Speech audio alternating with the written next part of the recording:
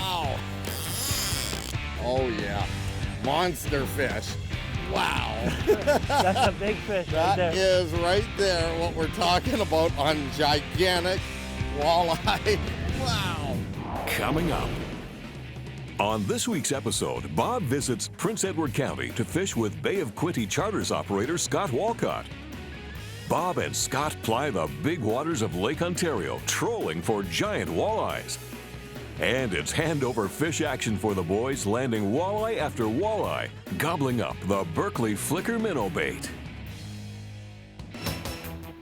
Wow. Thump, thump, thump. Here we go, boys. Wow, that thing is a monster. They fight hard, don't they? Look at that magnificent fish. Look at the size of that fish. There he is again. The color is incredible. Yeah, that's a nice one. The Real Fishing Show with Bob Izumi. All right. That is a big rainbow trout, Chris. Nice double header. Whoa. Nice jump. Yeah. All right. Man, that is so cool. Another one, there we go. The biggest pike I've ever caught. Look at that chunk. Real Fishing is sponsored by Mercury, #1 on the water, and Tim Hortons. On the Real Fishing Show, we make catching fish like this a possibility. Hey, we've got a beautiful September day here, and I'm with Scott Walcott out in Prince Edward County on Lake Ontario, and we're going to do some walleye fishing. Scott runs Bay of Quinte Charters and also West Lake Willows, which is a resort that is, quite a few acres on West Lake, right? Yeah, we're right in the corner of West Lake down by the sand dunes. Well, beautiful area, Prince Edward County here in southern Ontario. And, you know, it's calm where we are launching here, but it could be a little choppy on the lake. Can't make any promises. I think it's going to be a little bumpy. Well, we're going to go out on the big waters here in Lake Ontario, see if we can't catch a few big walleyes. We got a few hours here today. We want to give it a shot. The fishing's been good, right? That's, you know, knock on some wood somewhere. Yeah, it's always, pride comes before a fall, I've heard. But Well- it's been pretty decent. We're going to hope the bite holds for us. Well, let's get out there and see what happens, Scott.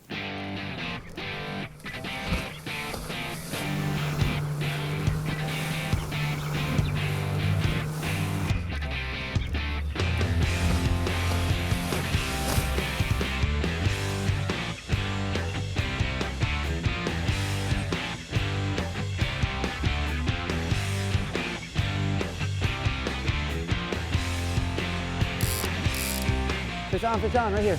There. Already? We just set up. Life is grand out here in Prince Edward County. Scott, you make this look so easy. Well, I did mention it's better to be lucky than good. Nice fish, it looks like. Oh, and we got another one on the outside here. We got a double header. Okay, well, We got one there. you can start reeling it in. Yeah. I'll worry about this one. Okay, I'll put that back down in a second. Oh, and I let see your I'm fish- marking some fish too on the graph, it looks like. Yeah, look at that, eh? They're stacked up in here good. Scott Walcott, professional charter captain, calls the shots. That's a good fish. Now, we're using Berkeley's Flicker minnows, and they were designed for walleye trolling. Rumor has it that Parsons and Cavaias, two walleye pros, spent a lot of time developing these lures. And this is the first time I've used them, and I think we've had them out for about 2 minutes so far today. Okay, well, I'm gonna get this one in. Okay, oh can you yeah, net this is a good one here. I can net him. Are you sure? Yeah, I'll give I you can that net him. Look at that thing. Wow. Let me grab these Cudas. This is a good one. You can see there's the flicker minnow right there. Okay, Now we got All one right. heck of a mess here. look at that. Corner tight. Wow, that's a good one. That is awesome. Wow. Okay, do a torpedo. Give him a torpedo, yeah. Get her right back down where she came from. Alrighty. There we go. Oh, nice. Oh, he came off. Yeah, there you go. There's another fish. Look at that. All right. Very ungraceful. but in the net nonetheless. Another nice fish. Wow. No, how big's the average fish coming out of here? The average fish is about, I would say 7 to 9 pounds is what you're looking at. Alrighty. Nice one to start the day. Little Prince Edward County walleye fishing here on Lake Ontario. We'll be right back. Wow. What a mess that was, though. Not exactly graceful. Clients love clickers, though. Scott Walcott talks chartering and walleye fishing when we return. Okay, I'm not a tourist then, sorry. Closed captioning is brought to you by boaterexam.com. Let's take a look down under with this week's Fish Eye View, sponsored by Toro. Count on it. 40 years ago, an old-timer advised us to catch trout, you need to fish the ditches. He was, in fact, referring to the headwater sections of rivers. As water quality continues to diminish, all species of trout are being driven to the limit. Just like canaries in a coal mine, brook trout only survive in pristine conditions. Many headwaters remain unspoiled, often slow-moving, hence the ditch analogy. They run ice-cold year-round. Fishing these waters has a charm all its own. You never know what lies around the next bend or lurks in each deep pool, undercut, or fallen tree. No fish finder, app, or other electronic device can help you here. It's full combat fishing that demands an angler keep a low profile. If they make you, it's game over. So remember to wear blend-in colors like green or sky blue. Each new spot requires a strategic plan. Every cast must be executed perfectly. During hot summers, trout migrate from lower reaches of rivers into cooler headwaters. Some of the largest fish imaginable have been hooked under these conditions, though not necessarily always landed. In a high-speed world of technology and overkill, small streams bring you back to the true essence of fishing. Fish on right there on the outside. Outside. All right. Whoa. Yeah. Take the clicker off. Now, we're using the new Abu line counter reels here, and they very smooth drag on them. Like this thing here is just really smooth. And for video, I like taking the clicker off. You know, it makes a lot of noise. I can show you any clicker is going to make a lot of noise. You hear it. So we'll take that off. Okay. Clients love clickers, though. They don't let you ever take it off. Oh, they want the clicker. Clients love clickers. Okay, I'm not a tourist then. Sorry. Forgot. He's a charter guy. Leave the clicker on, he says. It's ambiance. Now, Scott, you know, you're chartering several months of the year. You charter also salmon out of Wellington? I do, yes. And then the fall run of walleyes, of course, through Bay of Quinte. Yes. You can see that planer board just sort of skipping along here, and we'll take it off once we get it close to the boat. Typically, when you're out here guiding clients, are you running like a couple rods per person? Yeah, I mean, it all depends on the day. If it's calm and you can get lots of lines out and the bite is slow, then yeah, we'll have out anywhere from 8 to 12 rods. But when the bite is real good, like it has been, then we're not running as many.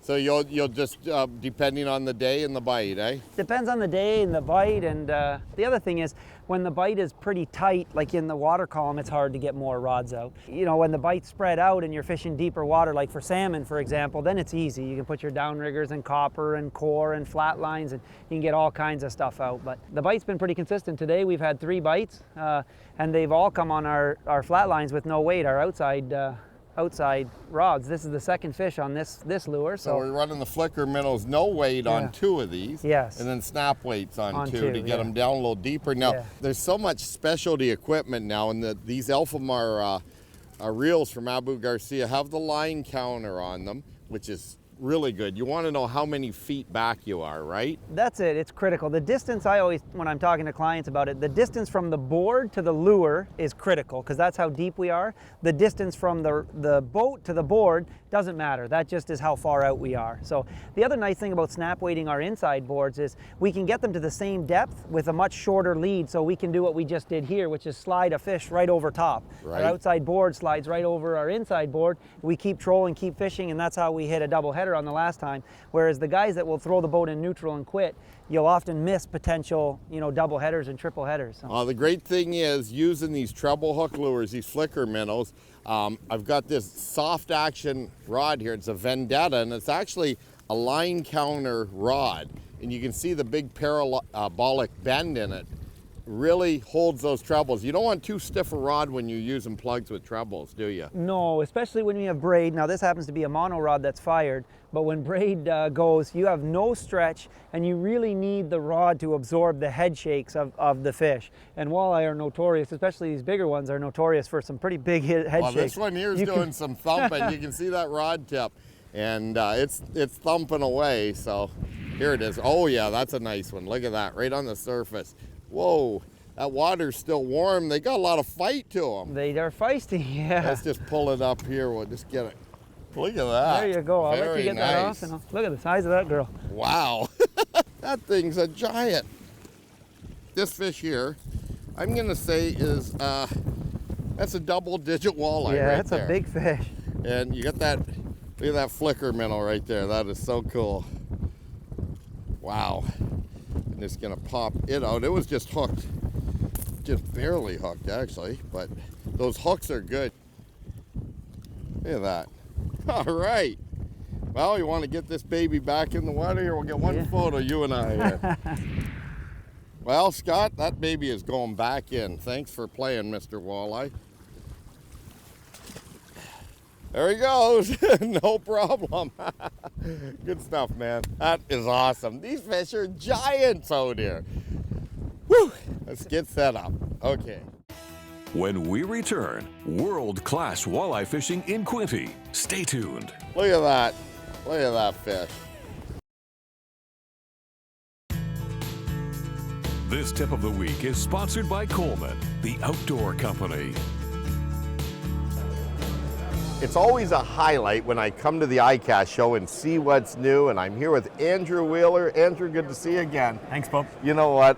You designed some really cool stuff here at Abu Garcia, and let's see what we got here. This is quite the beast, isn't it? It is quite the beast. It's our new Revo Beast we're bringing out this year, made for heavy-duty applications, as kind of the name suggests. Full aluminium construction, really heavy-duty brass main gear. As you can see, it's got a very, very, very heavy-duty handle on it, just so you get a lot of leverage on big fish, and also extra line capacity with the deeper spool. So the application for this bait caster could be everything from flipping and pitching to Alabama rigs to Carolina rigging to peacock bass down in South America. Yep. We've had a lot of requests for something like this from around the world, actually. Just a really heavy-duty application style reel. You know what I like about it? For pike fishing in Canada, because it's small enough for all-day casting, so it's not going to beat you up, with a giant reel. And you got the power of this reel handle. Now, what retrieve is the beast? The Beast uses a 7.1 to 1 gear ratio, so it'll give you around about the 32, 33 inch per turn mark, so a nice kind of mid-range gear ratio for us. What about drag, pounds of drag pressure can you put on this? So this reel, we've actually upgraded the drag system from the standard Revo system, so you get 22 pounds of drag out of this reel. Which, translate that to the viewer, 22 pounds of drag is huge, right? It's actually quite difficult to hold on to as a regular angler. Most people don't understand it. When you load up on 22 pounds of drag, fully locked up, it's actually difficult to hold on to the fish. So if you had like 65-pound spider wire on here, locked right up at 22 pounds, and you got a vehicle or something attached to it and they're going to drive away, you might get pulled with it. Yeah, you'd be surprised. I think most viewers would be surprised at the actual strength in that little reel and how much drag pressure is actually involved in 22 pounds of drag. I'm so excited seeing this. I want to go fishing. Let's head out of the show and go on the water. What do you think? Yeah, I agree, Bob. Hey, there's fish on here. Okay. Well, that was about real time, about 3 minutes since the last fish we landed. And you know, the cool thing about fishing out here on Lake Ontario, I mean, there's one other boat out today, that's it. And you know, you got some of the best trophy walleye fishing in the world out here. You got these strain of walleyes that come into Quinte in the fall. Of course, we're fishing big water today out in the lake, and these fish haven't made it up yet, and they're just giants.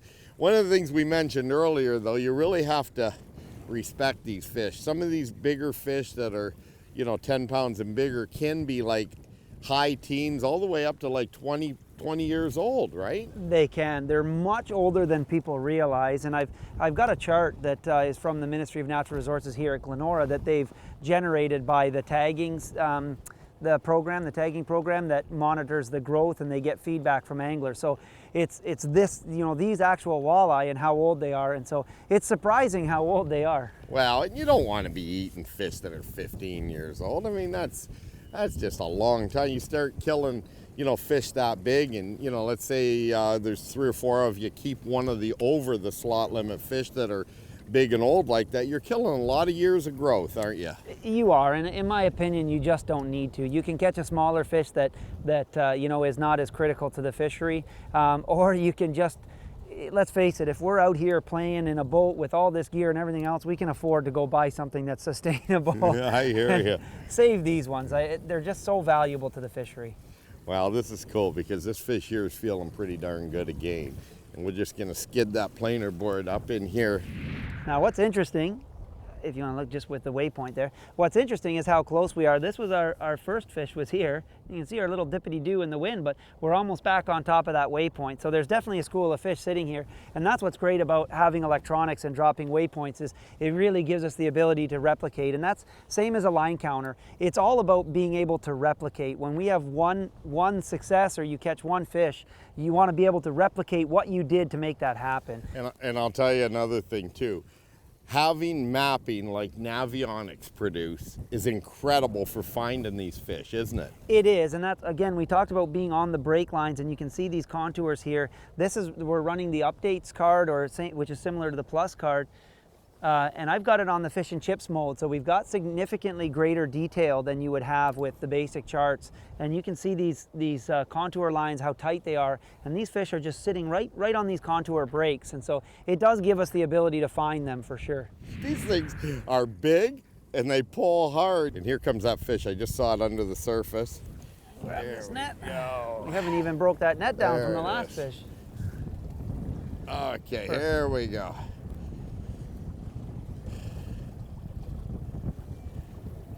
Come on, baby. Okay. Oh, perfect job. Oh, Woo! the lure came out. That Berkeley flicker shot popped out. It went flying to the bow of the Lund. Look at that. Look at that fish. And you can see, you know, you look at the split fins here, and, you know, you say to yourself, that's a dinosaur. That fish there is over 10 years old for sure, right? It's definitely over 10. Yeah, that The fish. size of those eyes. They're bigger than yours.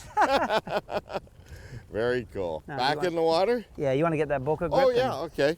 This is actually brand new, and it's one of the CUDA fish grippers. And you were talking about this earlier, about actually releasing the fish by holding it in the water like this. Get some water moving forward through the gills. Watch, I'm just gonna release it right now, okay? There we go, watch that thing go. There it goes, straight down. All right. It does help, especially some of these bigger fish. Like you said, they do fight pretty hard in the warmer temps, and I have found that's really is the best way to release them. They rejuvenate well, and they go straight down when you release them with the grip like that. Very cool. All righty, Scott, awesome, man. Trolling techniques and trophy fish when we return. Stay tuned.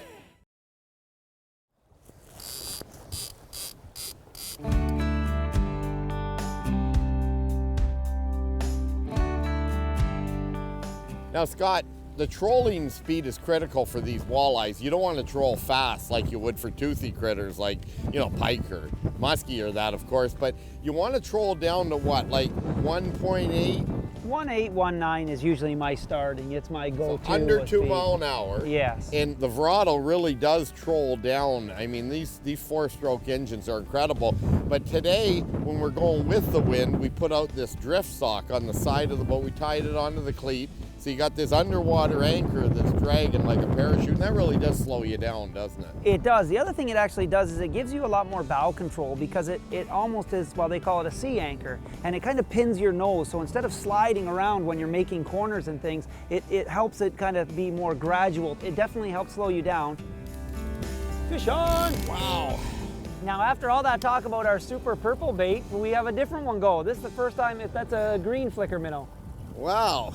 Scott, what a fishery, what a time. We've had lines in the water for what, literally like 3 hours? Yes. This is fish number 8. We haven't had a single one under 7 pounds. Yeah. We've had, you know, 1 or 2 that are pushing 10 or 11. Yep. These are the big mature, these are the king of the castles, aren't they? These are the big mature walleye that will migrate in and out of Quinny. I'm gonna keep that drag loose. I just hit the handle backwards. So watch this. If I wanna let it run, I can just back off the drag or engage it. So if he wants to make a power surge, I'll back off on this alpha mark. Okay, here we go. Here it comes in. Oh yeah, monster fish. Wow.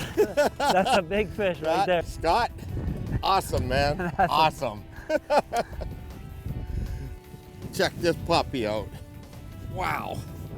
Look at that thing. That is a trophy, isn't it?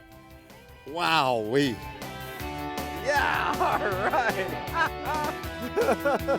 This is a big fish. That is a fish of a lifetime. Well, that is just amazing. Look at that thing. Oh, yeah. Wow.